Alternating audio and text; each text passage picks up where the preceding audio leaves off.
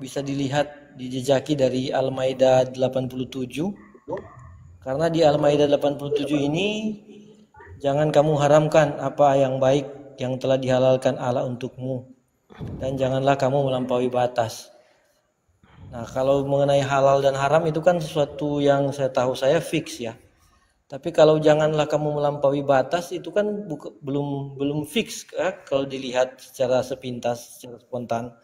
Nah, apakah ini juga yang bisa membuat kita menyimpulkan bahwa memang akan ada apa yang lebih baru, akan ada petunjuk yang lebih baru, yakni matlamat sang bijaksana atau goals of the wise. The Call of the Wise, ya. Iya, Ya, itu sebetulnya indikasi ya, walaupun saya tidak bisa menafsirkan isi di dalam Al-Quran, namun itu merujuk kepada sesuatu yang akan datang kembali. Dan kita tidak boleh mengharamkan apa yang datang kalau itu memang itu baik. Karena pada akhirnya, utusan memang harus ada di setiap zaman, di setiap era. Karena kita tidak bisa hidup kalau tidak ada tanpa utusan. Dan kalau kita masih memakai kerangka entah itu agama Islam di mana 1400 tahun lalu, apakah relevan memakai kuda dan onta sementara saat ini sudah ada mobil dan motor? Dan siapa yang berhak untuk memandu dan membimbing kita kalau tidak dengan utusan? Apakah berlebihan kita memakai atau meminum khamr di era saat ini? Apakah ini dan itu harus dipertanyakan dan siapa yang dapat membimbing?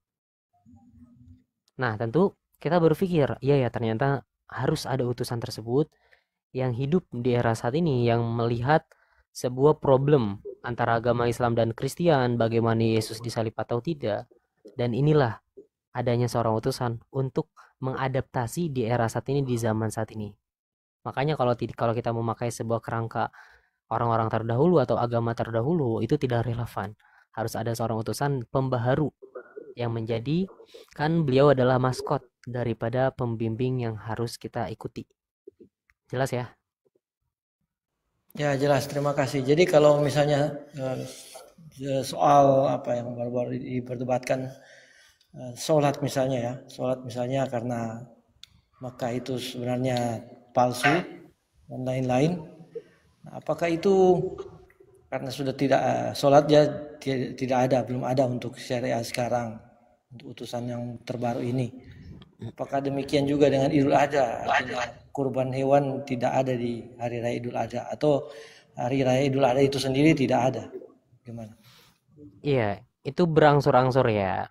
Soal tentang ritual-ritual tersebut itu berangsur-angsur dan sholat kami ketaatan adalah kepada utusan saat ini. Sesimpel itu.